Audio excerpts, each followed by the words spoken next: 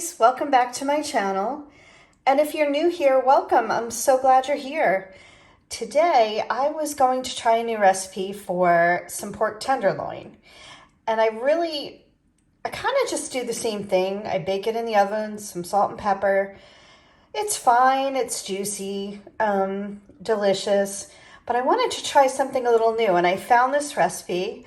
As you can see, it's from Eat Well 101. I've never tried this recipe, so you're kind of coming along with me as I try it. And what I have over here is 2 pork tenderloin. And what I did was I rubbed it with all of the herbs that they talk about. So it's the sweet paprika, garlic powder, onion powder, dried thyme, rosemary, dried rosemary, and salt and pepper. And as you can see, I kind of just rubbed it in. I put it in my mortar and pestle, which I can show you what that looks like. I just have a small one because I find that the dried thyme and rosemary kind of are like coarse, I guess. So I like to grind it down a little bit. So I rubbed the 2 pork tenderloin with all the herbs, and I'm going to stick it in the fridge until I'm ready to cook it, and you'll see the next step in just a second. So this is the mortar and pestle I was talking about, and you can see it's pretty small. It's just enough for some herbs, spices, peppercorns I grind in there sometimes. That's really all I do with it. And of course you put them all in, and you see the ridges down there, and you kind of just grind it up. I could have shown you what I did with that, but I think you probably get the idea. You can do that with just about anything, actually. So it's pretty cool. It just kind of makes the herbs a little bit finer. Sometimes I grind garlic in there. Yeah, so it comes in handy once in a while. So again, stay tuned for the next step. So the next step is to actually sear the pork, but I thought I'd show you the sauce first so you don't have to hear the meat cooking in the background. So all the ingredients are laid out here. So we have soy sauce, honey, sriracha, and that's Dijon mustard, and a little canola oil and some garlic. So I'm just going to kind of explain what I'm going to do. I'm going to spray this 1/4 cup with some canola oil spray, and that's so I can get the honey out. So I'm going to just grate the garlic. I'm going to peel it, grate the garlic on this little grater right into the bowl.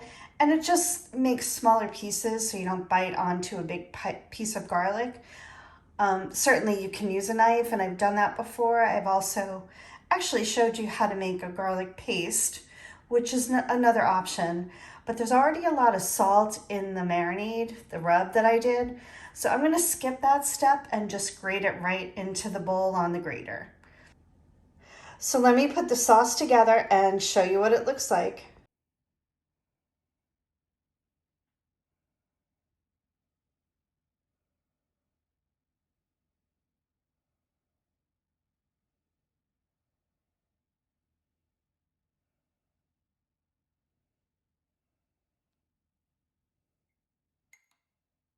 I just wanted to show you how the garlic kind of came together and grated into a paste, so you can see it there. And I'm going to mix it all together. Come back, stay tuned.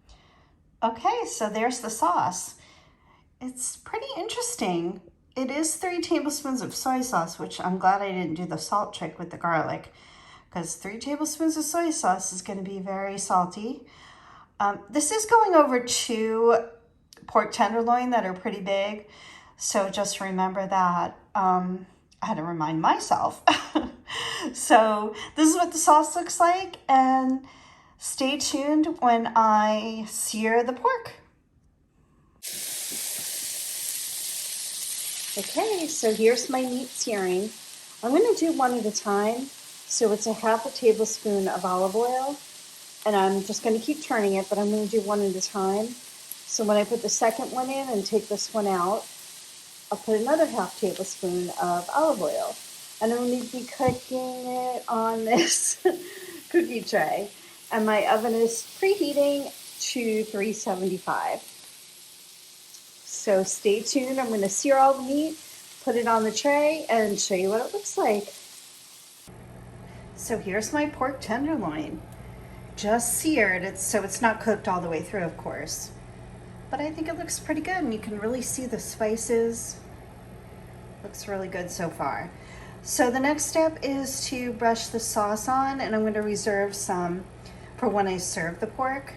So let me do that, and I'll show you what that looks like, and then it's going in the oven. Okay, here's my sauced up pork tenderloin. I have to say that sauce smells amazing when you put it over the pork. And I did want to mention something which the recipe did not.